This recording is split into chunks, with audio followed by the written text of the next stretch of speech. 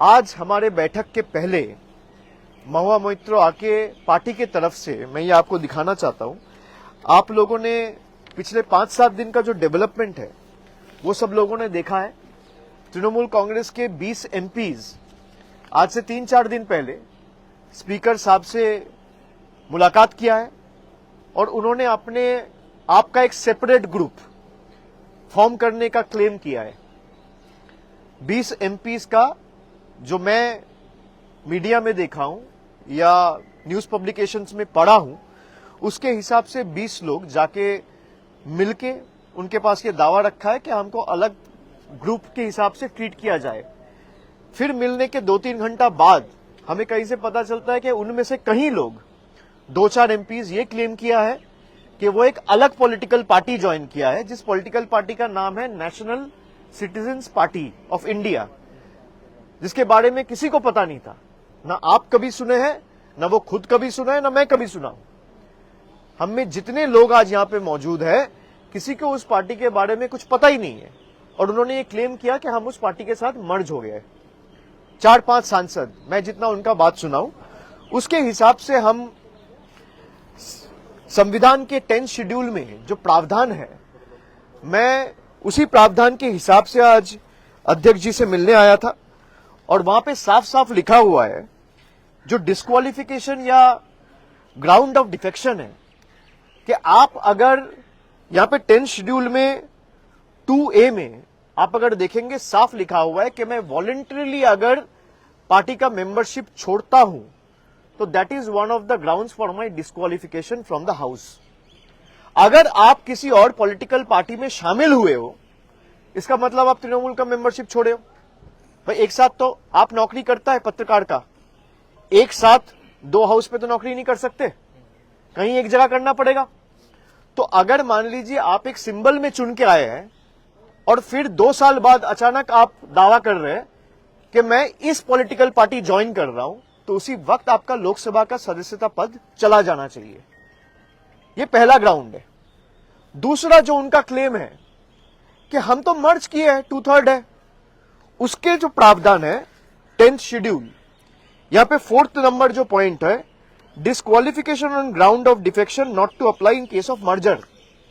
यहां पे साफ लिखा हुआ है मर्जर तभी माना जाएगा जब 2/3 of the political party merges into another political party, not just the legislative party. इसका मतलब अगर दल, पार्टी, ममता बनर्जी पार्टी के जितने भी कमिटी मेंबर्स है उसका 2/3 including the national working committee, the state committee, the frontal committee, पूरा तृणमूल कांग्रेस का जितना भी पदाधिकारी है उनका 2/3 अगर मर्ज करता है एक पॉलिटिकल पार्टी में तो उसको मर्जर कहलाया जाता है। अगर 2/3 एमपीज चला जाता है तो that will again lead for their disqualification. Based on that, I as a leader of Lok Sabha of Trinamool Congress, I have submitted 20 different disqualification petitions. मैं एक आपको दिखाता हूं। ऐसे 20 disqualification petitions, मुझे नहीं लगता इंडिविजुअल डिस्क्वालिफिकेशन पिटिशंस पिछले कई साल में सदन में किसी ने फाइल किया है। कुछ कलेक्टिवली फाइल हुआ है।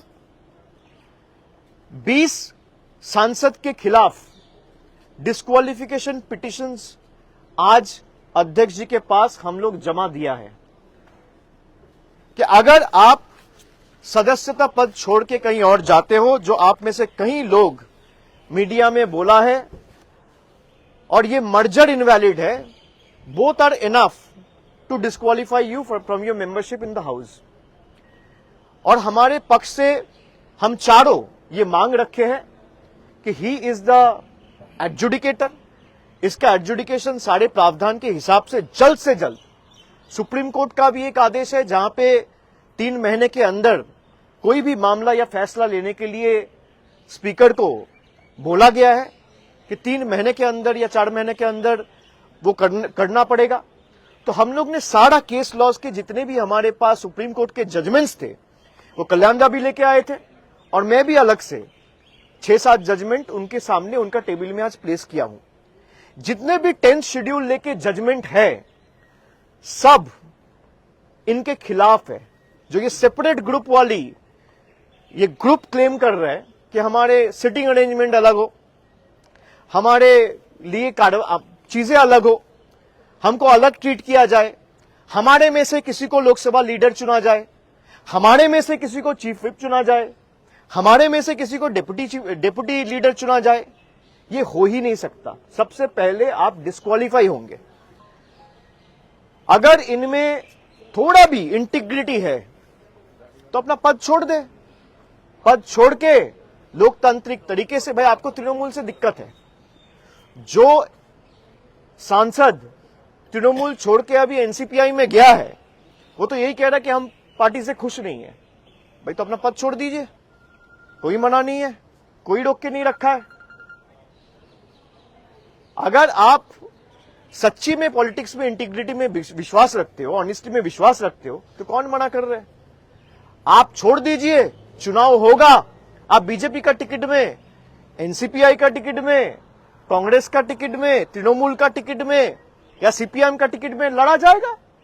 सब पार्टी के उम्मीदवार लड़ेंगे, जनता फैसला लेगा कौन जीतेगा कौन हारेगा। आप वैकेट कर दीजिए अपना सीट।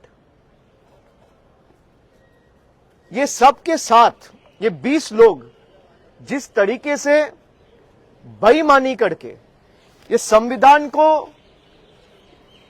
एकदम डिसोबे करके, डिसरेस्पेक्ट करके, 10th शेड्यूल का धजिया उड़ा के, जिस तरीके से लोगों के मैंडेट के साथ खिलवाड़ करके उन्होंने अपना जमीर, अपना सम्मान और अपना ईमान बेचा है, बंगाल के जनता इनको कभी माफ नहीं करेंगे।